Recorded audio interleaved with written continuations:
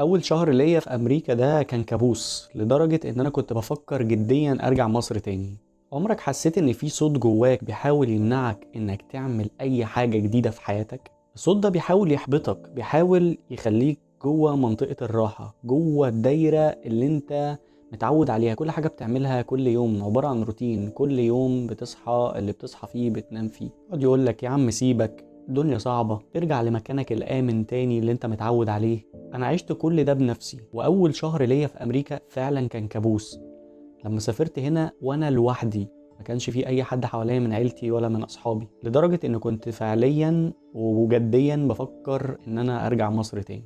بس احب ابشرك يعني، انا لما كسرت الصوت ده وتجاهلته كل حاجة اتغيرت للاحسن. انا اول ما وصلت هنا انا كنت حاسس ان الدنيا سودة، كل حاجة كانت صعبة وبشعة، غربة، ضغط، احساس بالوحدة وخوف من المستقبل. وكل يوم كنت بقعد افكر، هو انا ايه اللي جابني هنا؟ انا ايه اللي خرجني من الدايرة اللي انا كنت متعود ان انا كل يوم في حاجة ممتعة، كل يوم بعمل حاجة انا بحبها، كل يوم بقابل اصحابي، كل يوم مع عيلتي؟ طب ما ارجع مصر وخلاص، عادي يعني، تجربة وعدت، جربت وما نفعتش. بس انا كنت فاهم غلط. بعد شوية فهمت ان العقل دايما بيحاول يحافظ عليك، دايما بيحاول يخليك ما تبذلش مجهود، دايما بيحاول يخليك جوه منطقة الراحة او دايرة الراحة، لانه بيبقى فاكر ان اي خطوة جديدة هي تهديد. بيفضل يحط لك في افكار سلبية، مليون فكرة سلبية ومليون عذر، مليون احساس يمنعك من التحرك، من انك تاخد خطوة لقدام لمستقبلك.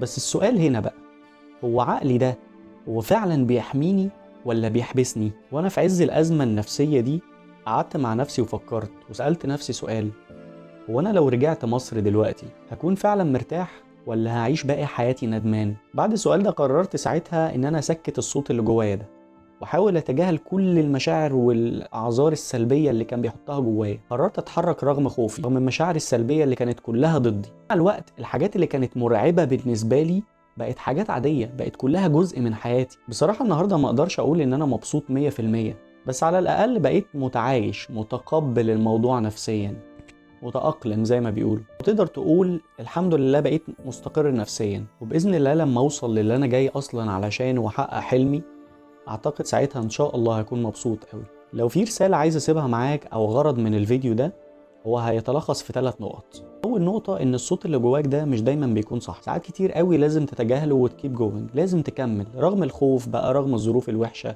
رغم المشاعر السلبية اللي جواك. تجاهل كل ده وافهم دماغك، افهم عقلك بيحاول يقولك ايه، وهل هو ده حقيقي موجود فعلا على أرض الواقع، ولا هي فترة صعبة وهتعدي، ولما تعديها ان شاء الله هتوصل للي انت عايزه وتوصل للاستقرار النفسي. تاني نقطة هقولها لك ومن غير شرح وتفصيل، انت هتفهمها كده كده، ان الراحة الحقيقية هي مش في الرجوع، الراحة الحقيقية في انك تواجه وتعدي. تالت نقطة هي ان مش مطلوب منك انك تكون مبسوط دلوقتي، كل اللي مطلوب منك انك تستمر، تتجاهل كل المشاعر السلبية وتتجاهل كل الافكار اللي عقلك بيحاول يضحك عليك بيها ويخليك ترجع تاني وتستمر.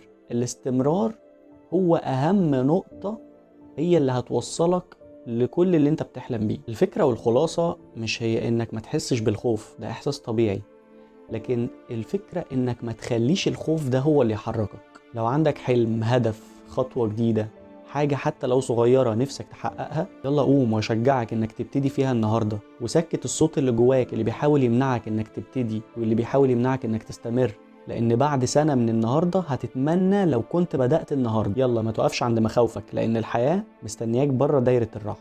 ربنا معاك.